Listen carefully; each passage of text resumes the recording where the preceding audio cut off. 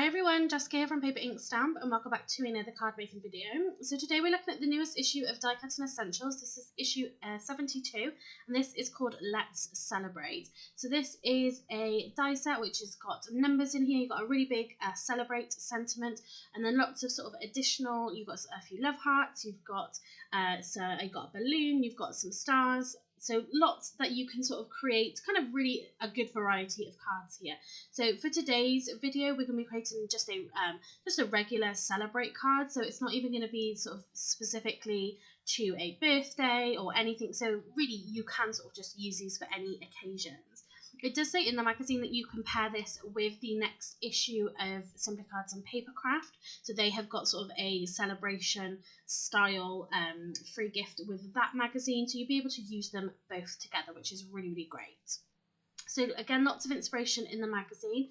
So they have got, of course, going into the New Year's, if you're making decorations, if you're sending out cards, obviously had a little bit of a difficult year, then obviously looking sort of ahead into the future and hopefully having a bit of a better year. So again, a really great free gift in here for, you know, the up and coming occasions, but like I said, being able to use it then for sort of regular celebratory occasions as well. And of course, then looking at next month's issue, we have got this between the lines. So this looks like you've got a flower in here and then you've got the cut-in sides as well.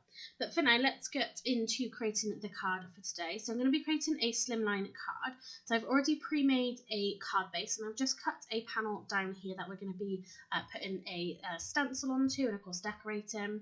So I've just made this slightly smaller than my card base. So I wanted to use just a different kind of stencil. So I've picked this one out of just quite a cheap stencil set that I think I picked up from the range.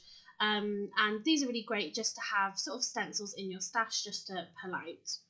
So you can see that I've taped down this stencil onto my glass mat just with some washi tape. And then that left hand side, I've just popped a scrap piece of cardstock over that just so I don't go over the edge of the stencil and sort of add some extra lines that I don't want in there, because I'm going to be trying my best to extend this stencil because it's not an even sort of chevron pattern. It was a little bit difficult. I did end up sort of flipping over this stencil using the other side, and I think I sort of managed to get that overall sort of continuation pattern done quite nicely.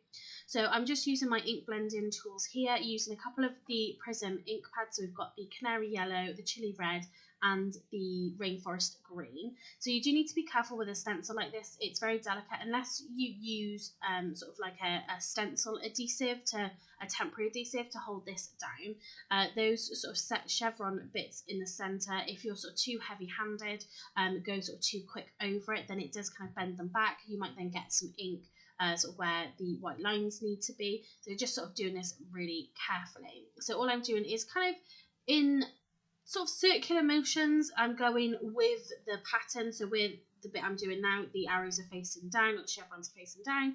I'm sort of working my way down, not going against it. And then I'm also just kind of dabbing and twisting the colour in there just to help the two colours blend together. But really you just sort of need to be a little bit careful if you're using this kind of stencil, or a stencil like this, just to make sure that you don't kind of ruin your ink blending through it.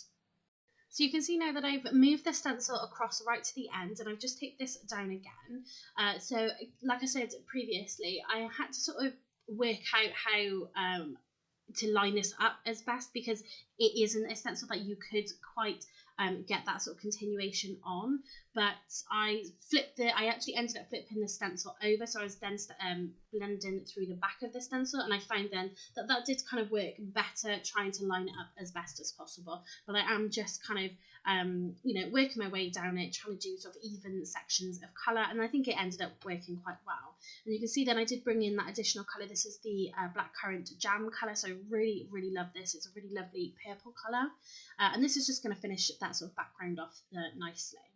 So the last thing I'm going to do is just do some black splatters on here. So I'm just taking my watercolour palette, just a really basic watercolour, and I'm just really getting a good sort of wet consistency for that black ink, just to help it really kind of splatter. So I've got quite a bit of water in there and on the brush as well, and that just really helped get those really great splatters. Then I just pop that to one side just to let it dry naturally.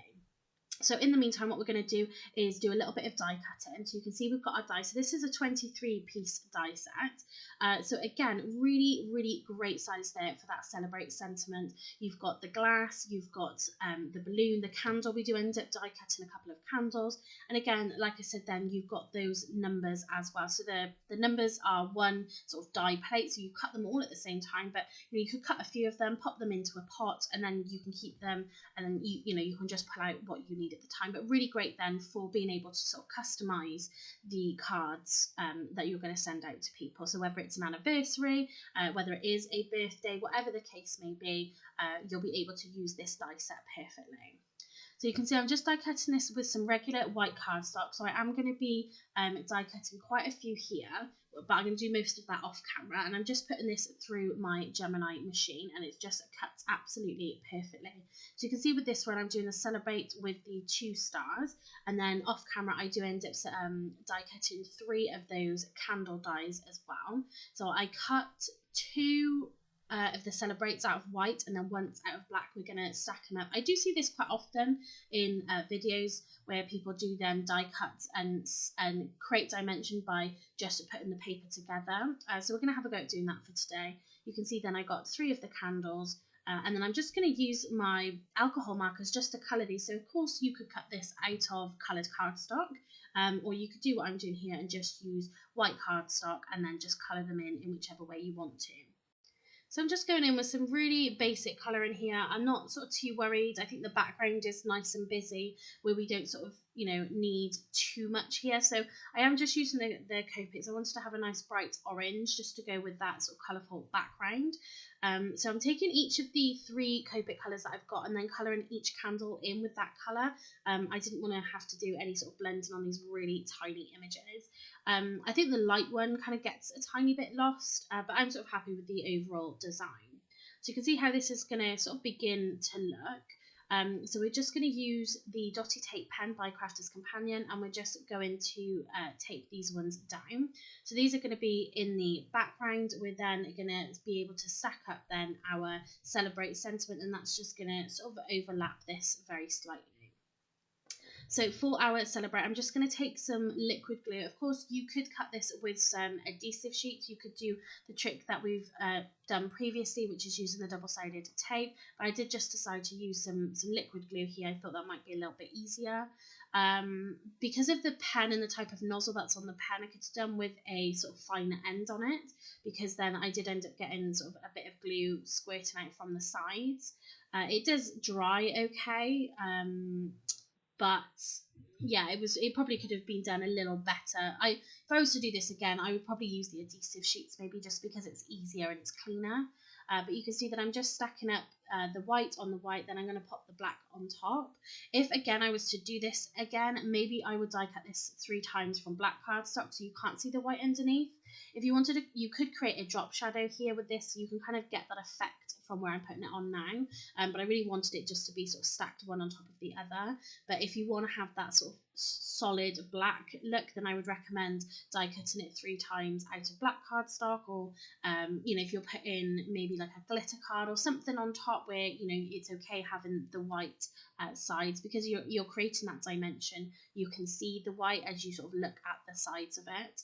But I did quite like it actually as a creating dimension on the card. I did think it made it a little bit more solid than maybe trying to use any foam pads, or of course you could use the technique we've done before, which is using the funky foam. That would work just as well. So you just die cut this sentiment from the funky foam and just do 1 layer there. That would work just as well. There's lots of different ways of creating dimension on your projects.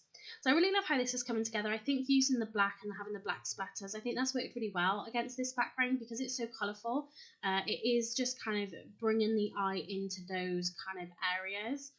So I also die cut 2 of these star shapes with the dies that came with this set. So you can see that I've cut them multiple times. So again, I could have die cut this from black cardstock or coloured cardstock, but I just decided to die cut them from white and then kind of decide a little bit later then what colours I wanted to do or what I wanted to use them for. So I'm just using one of the Tonic Nouveau alcohol markers. This is just the black marker. And then you can see I'm just colouring just simply straight over. So I'm just using that pokey tool so I don't get any sort of mess on my fingers or anything. And it just means then I can sort of hold it in place as I use that colour. And you can see then I just coloured in, again using the TriBlends, I just used the yellow and coloured those in. So you could definitely obviously jazz this up a bit more. You could cut this from patterns paper. There's so many different things that you could do if you had backgrounds that you'd created. Die cut these little pieces from scraps and things like that. But like I said, I'm just going with something a little bit more simple because we do have that really bright background. And I'm using just a combination of, again, that liquid glue and those foam pads just to kind of give this a little bit more dimension. I'm trying to be as random as possible with these stars. I don't want it to look too formal, which I find kind of difficult. I like to try and keep things really uniform, but I do like the look of it kind of being sort of scattered a little bit more randomly. So just to finish this card off, we're just going to use some liquid glue and attach our panel onto our blank card base, and then that is this card all finished. I really love the die set that's come with this issue of Die Cutting Essentials. Like I said earlier, I think it's a really versatile set. You can use it for lots of different kinds of cards, die cut all the pieces, keep them in little jars and things so you can pull out to make a really quick and simple card, especially if you did die cut it from white cardstock like I did, then you're able just to use any sort of colouring mediums to sort of tailor it to the kind of card that you're making. So that's it for this card. So if you do like the card, then please give this video a thumbs up and leave me a comment down below. So if you haven't subscribed to my channel already, please do so you don't miss out on any future videos. So that's it for today. Thank you very much for watching and happy crafting.